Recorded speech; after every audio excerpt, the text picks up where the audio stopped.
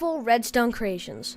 I'm Jacob Redstone, and in today's video I'm going to talk about a rather strange topic. What are the origins of the fossils that you'll find underground? You know the ones I'm talking about.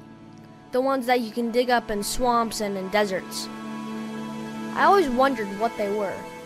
Now, I've never seen these bones before. However, I do remember seeing them added in one of the recent updates. However, I've never seen them in-game. However, now that I have seen them in screenshots and such, I wonder what their origins are. Now, there's many different skeleton and like rib cage variations, but I'm astonished because this is the first time they've hinted at some creatures not seen in-game. Because it's not like it's some sort of placeholder just because, you know, it's new stuff. No, it's not like just some bones you dig up, okay? Well, that's kind of how they present it, but they have different variations of it, which means that they did put some time and effort into these new structures. Now, I have a mini theory and then another theory on the origins of at least one of these skeletons.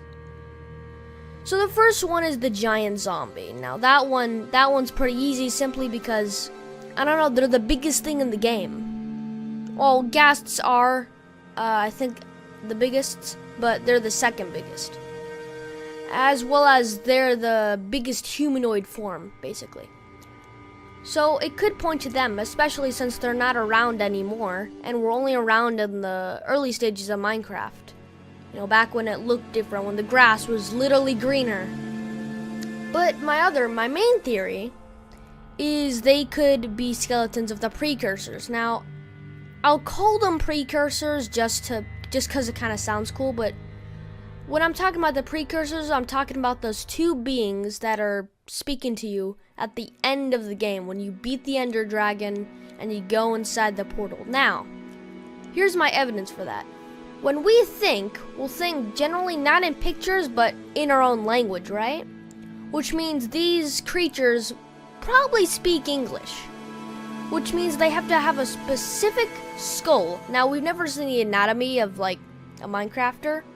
Unless you see it in mods.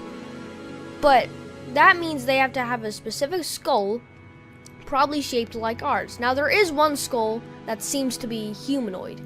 See, that's the interesting part, which means that they could be precursors.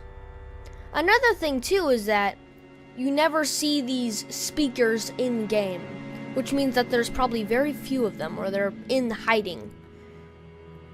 Now, this is probably only one of the skeletons, or maybe the precursors come in many forms. I don't know.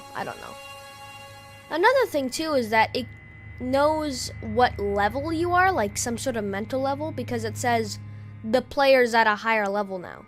So that's pretty interesting, which means that it has some knowledge of some sort of mental ladder that your character climbs. It even knows when the player's reading its thoughts. Heck, it can even think thoughts that we can't even comprehend, you know, showing the blurred text. So that's pretty interesting because that means they may have climbed that same mental ladder themselves, and if they're more advanced than you, then that means they're probably around a lot longer than you have, thus being a precursor, possibly a precursor to a human. I'm not sure. These are all just some theories, but I don't know. It could be, you know, a way of hinting to them, because they're the only unseen mob in Minecraft right now. Like, think about that. There's barely any mentionings of anything because there's no real story to Minecraft. You don't see old texts or something like that about a creature that's hinted but never seen. These are the only two omnipotent beings in Minecraft right now. So it is plausible that this could be the case. Tell me what you think in the comments.